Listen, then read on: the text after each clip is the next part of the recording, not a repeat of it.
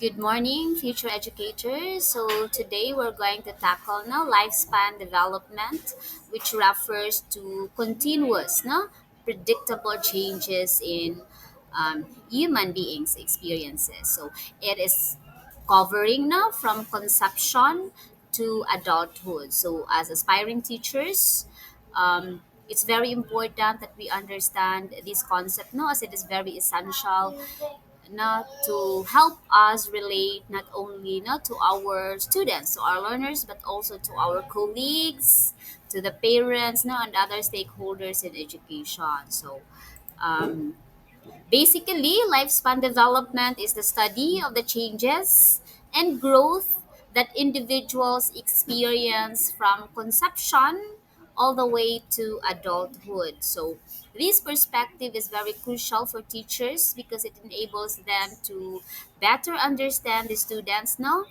they work with, their own development as professionals, and the needs, of course, of parents and other stakeholders. So, by recognizing that every learner is at a unique developmental stage, as tackled in Module 2, that we develop na in varying rates, varying meaning nagkalain-lain, others are advanced, others are in the below normal range, while others no in the normal range. Therefore, as educators, we can provide targeted support for holistic growth and development to our students. So um, it is very important that with the physical, cognitive, emotional, and social skills of our students, we are able to guide them, not give support in their academic journey.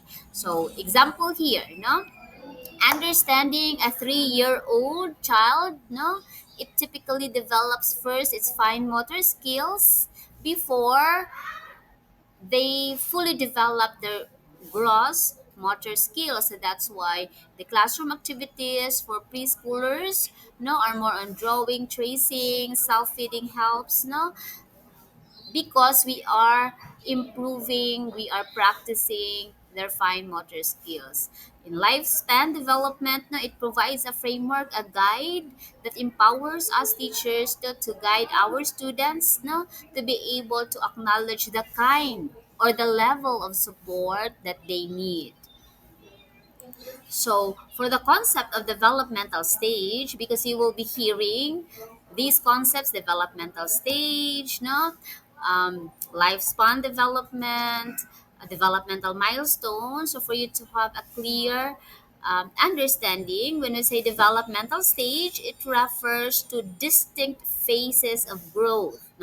There are a lot of theories with their different developmental stage. We cannot say that one theory is correct, the other one is wrong. Of course not. They come up with different stages of development. Their stages of development have similarities and also have unique uh, traits. So therefore, we will look into their different these different theories and be able to compare and contrast for us to have a deeper understanding on the complexities of human development. So again, when we say developmental stage, it's the unique phase of growth where individuals now achieve specific abilities or skills on a specific milestone or age. So these stages now offer valuable insights into how we understand children. They behave, of course, with their ability, physically, cognitively, emotionally, and socially. So teachers can use this knowledge, as um, in creating lessons, in planning activities, again, so that these activities are developmentally appropriate. So, example, a 5-year-old student, if the teacher has a full understanding of a developmental stage of a 5-year-old student, the teacher will make sure no, to take into consideration the attention span of the students. So therefore, when we facilitate activities for a 5-year-old child, we make sure that we incorporate no movement breaks. We will not just be letting them to sit down for 3 hours, and we make sure that our activities are play based. No, we incorporate games in our instruction. So by applying these principles no, to um, the curriculum, we are able to ensure that the learning experiences of the students match to their developmental needs. So Havighurst no, have six no, developmental stages. We have it here: infancy from 0 to 5, middle childhood 6 to 12, adolescence 13 to 18, early adulthood 19 to 29, middle adulthood 30 to 60, and later maturity 61 no, and above. So what are the developmental tasks? No? When we say task, no? Behaviors, abilities that students manifest or show in a certain age group. So for infancy to early childhood, no, during this stage, children undergo rapid growth. When we say rapid, pas, no? Rapid growth and significant. When we say significant, it's observable, noticeable, no? Significant physical, emotional, and cognitive development. So one of the primary tasks no, of this stage is they should be able to walk, talk, and eat solid food during 0 to 5. It's alarming already if the child reached 6 years old but still can't walk. No, those are warning signs that a child might be delayed developmentally. Um, this stage also involve no, developing control no, over bodily functions. So in here, no, infancy to early childhood, um, during this stage, it involves no, developing control over bodily functions. That's why it's the time, it's the period that children will be taught or will be trained how to control their body ways. Like they will be toilet trained, no? They will be gradually, in nanay, they will be gradually trained how to urinate, no? In the CR, not directly from the CR, maybe no a mini toilet, a bowl that they can urinate first until they're able to go to the toilet independently. So during this stage, no very crucial milestone, no that they are able to learn self-care, that they will not be dependent by an adult, a caregiver, or a parent for them to go to the CR, to dress up themselves. So, self care is a very important life skill to be taught during early childhood. So, it's very important, no? That during this stage as well, they will be taught no, the difference between right and wrong, and also interactions here, social interactions will start to emerge on how they deal, how they relate no, with parents, guardians, and also with their peers. So as teachers, we need to create, to establish no, a nurturing, caring environment for students, especially in early childhood, so that there is consistency. No, when we are able to establish a caring, sensitive environment in the classroom, they might somehow extend that at home. Same goes with at home. No, there should be consistency of support. If parents no are not supportive, if parents are um, too busy to give attention or support to their children, there is no consistency no as the level of support that the school has provided, so therefore issues might arise. So example, no, in a preschool setting, teachers can introduce structured routines. Like for example, no, time for snacks, time to, um, for example, how to communicate to the teacher when there is a need for them to go to the CR, and also self regulation when they are feeling bad, no, they are feeling angry, they are feeling sad, they will be taught how to express those emotions no, constructively. Then we have the next stage, no, the middle childhood, 6 to 12 years old. So it is during this stage that there is an increased independence na from family.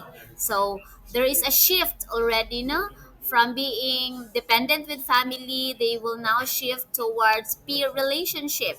6 to 12 is during elementary, no, grades 1 to 6, no, in which their significant others are already their friends or peers, no, so they are more focused into school based learning.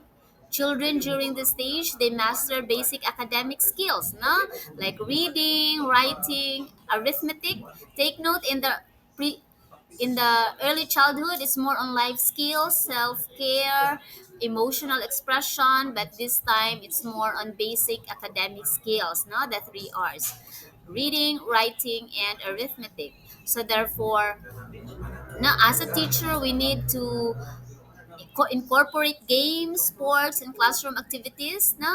And we also need to be guided that during this stage is very important to provide structure, no, in our classroom, yet engaging activities, no, for them to be able to collaborate with others. So example, a teacher, no, can organize group science experiments or spelling bees to build both intellectual abilities, no, and intellectual abilities, and also being able to work well with others. Now we have the adolescent stage from 13 to 18 years of age. It is a time now where identity exploration is very evident. No? Have you, if you recall, when you were still a teenager, no, I recall, no, in my personal experience, when I was in my first year in high school, during your time, it's grade 7. No, there is that confusion whether, because a transition, no, from elementary to high school. The same goes with how adults not treated us. Whether I'm still a child or already a grown up, and also there is that impulsive feeling to be knowing, no, that you are already a grown up, you need not to be told what to do, you are independent already. So there's that sense of identity in here, in which it's already a preparation for adulthood, no? So the key developmental task during adolescent stage, no, is establishing emotional independence from parents, no? They are able to hopefully establish a clear sense of identity, no, preparing themselves for future roles in work or relationships. So in adolescence, it is where, no, the values and beliefs have started to solidify, no, to be firmly forming, and also the self-expression is all, especially with, no, there's a tendency for adolescents to be questioning authorities. It is where rebellion stage, no, will also emerge. So therefore, as teachers, it's very important, no, how we mentor them, how we guide them, how we provide opportunities for them to have that self-discovery, no. Example, a high school teacher will incorporate, no, career orientation programs. If you recall, in your high school, this is what we call, no, the career guidance week, no? Or not just like that, teachers, you may also ask your students to have that reflective journals, no, to let them explore their strengths, their aspirations, and their weaknesses that they need to work out, no, for them to attain the better version of themselves. And we have the early adulthood. Okay, so for the stage to early adulthood, that's 19 years old to 29. It is during this stage that individuals focus on establishing intimate relationship. So, though in these modern times, of course, no, intimate relationship has emerged even as early as junior high school. But take note, this theory was established many years ago, so we can already observe, no, difference into the relevance of time. So according to Havighurst, no, it is during early adulthood that we establish intimate relationship. We start to build careers, assuming civic responsibilities. And I say civic responsibilities, no, um, we extend our responsibilities to the community, not just with our personal gain, not just with our family gain, but we also have to fulfill our responsibilities now in the community. It is during this stage that personal and professional identities start to solidify, in which, no, as future teachers, it is very important for us now to be able to um, equip, ourselves to be entering into the teaching profession, because during early adulthood we should be it is expected that, for example, as I've always emphasized in class, um, it is expected during early adulthood that you are already, if not mastered, started to um, have that sense of time management, and you are also expected to have that development of your interpersonal skills, how you deal with others, whether you are experiencing positive or negative emotions, no, and be able to have that lifelong commitments, no, not just with, again, your personal advancement, not just with professional advancement, but also we extend, no, our commitments, no, with the welfare of others. So example, in the early adulthood stage, no, student teachers, you are expected to be completing your internship assignments, no, or portfolio requirement. You are expected to master critical thinking skills, especially in the application of which, no, lesson planning, classroom management, and collaboration with peers. Then we have the middle adulthood stage, that's 30 to 60 years old. No? During this stage, it's characterized by stability. No? It is expected that you are stable already in terms of career, in terms of um, relationship, no? Maybe. So, therefore, there is a sense here of maintenance of achievements, meaning you are expected already to be where you aspired to be in terms of career. If it's concerning career, you are just now have to sustain it. Adults in this phase often, it is, I'm actually, I am in this middle adulthood stage. The struggle during this stage is to juggle obligations, because now you have family obligations as parents. If you're already establishing your own family, obligations at work, and personal development. So it's very important during middle adulthood stage, no, to be involving, no, in advanced postgraduate studies, especially you are educators, no, do not just be contented, do not settle with your bachelor's degree, because you should be aiming higher, no, taking leadership roles in schools, so that you'll be able to have, no, that sense of achievement, no, that you are not feeling stagnated.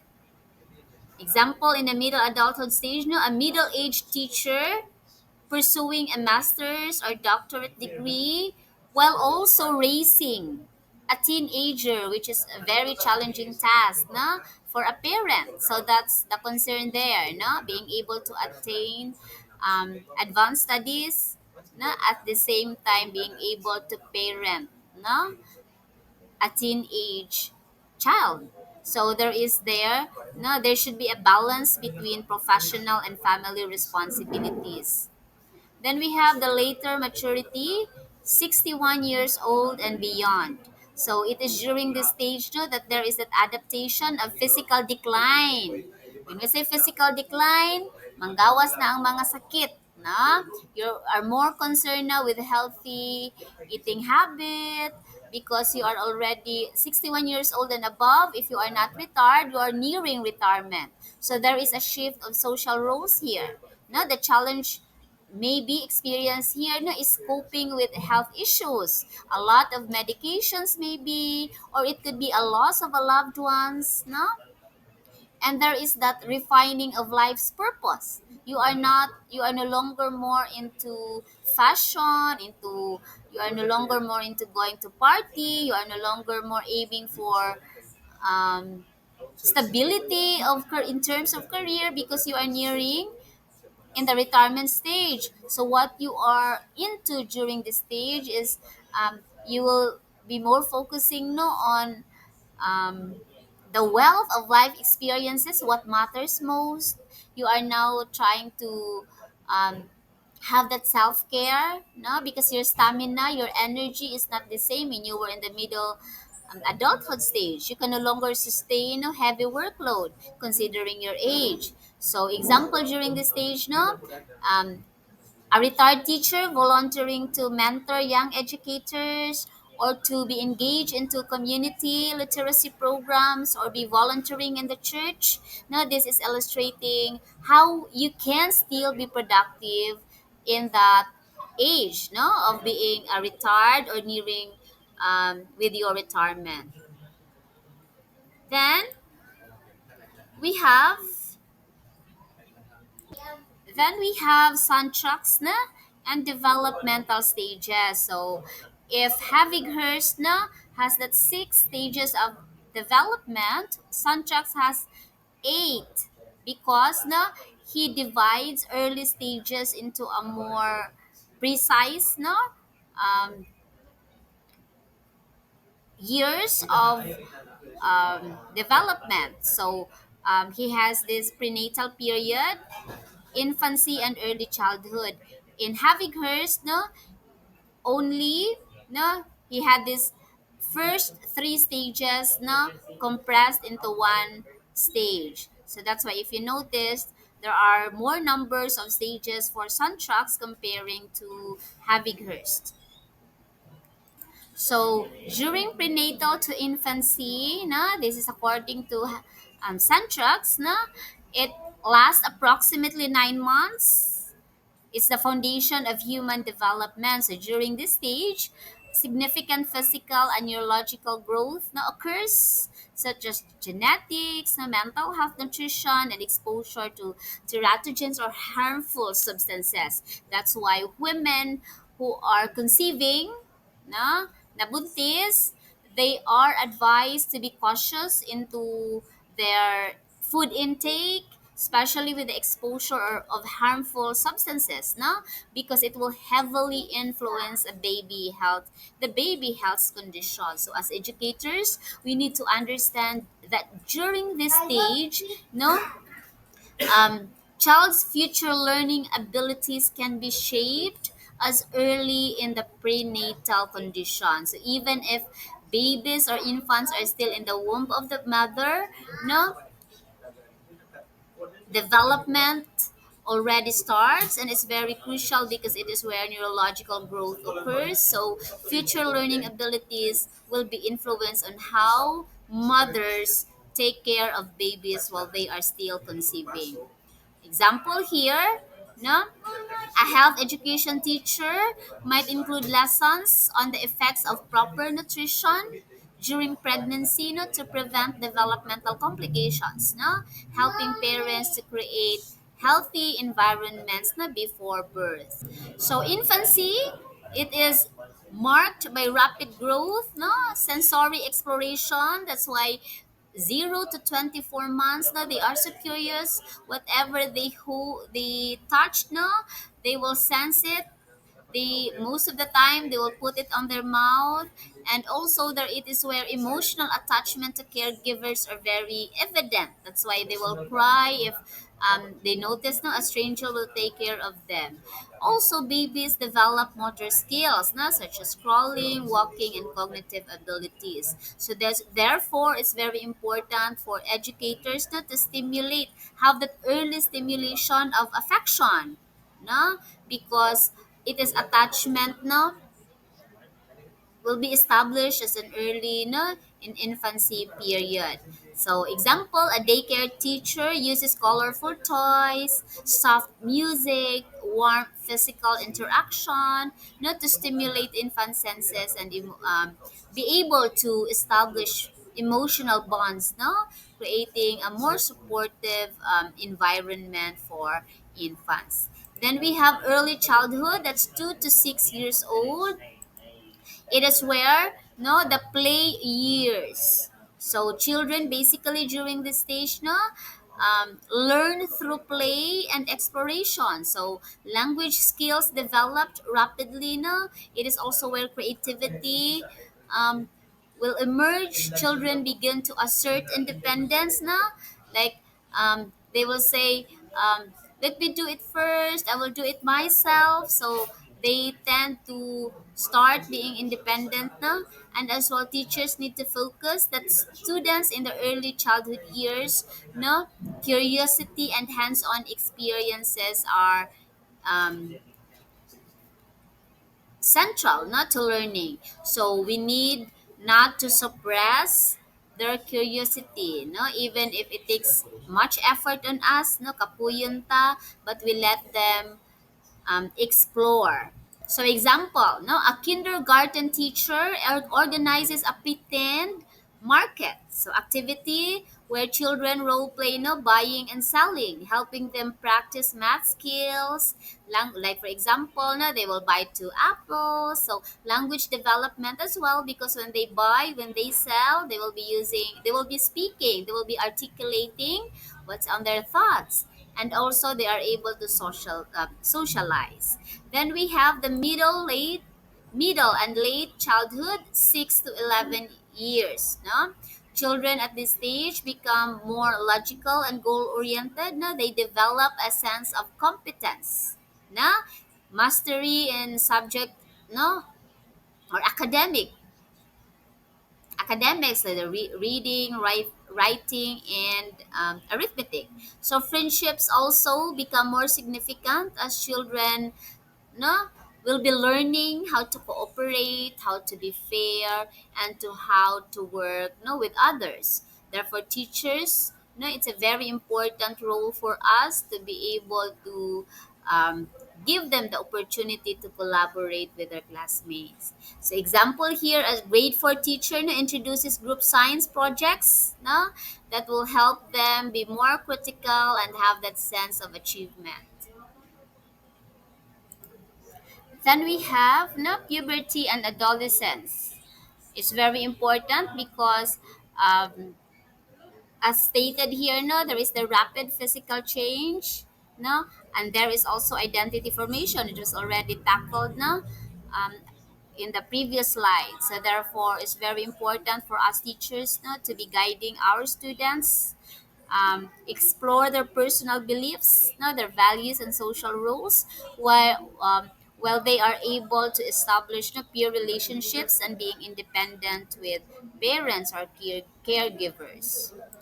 Okay, so having understood no, these developmental stages from different theories, um, it is expected for us teachers to be again having these three key um, points to remember, to be always have that proper lesson planning, making sure that learning activities are age appropriate, and we are able to detect no, early identification of developmental delays. Because no, as teachers, we need not to be assuming to be superheroes all the time.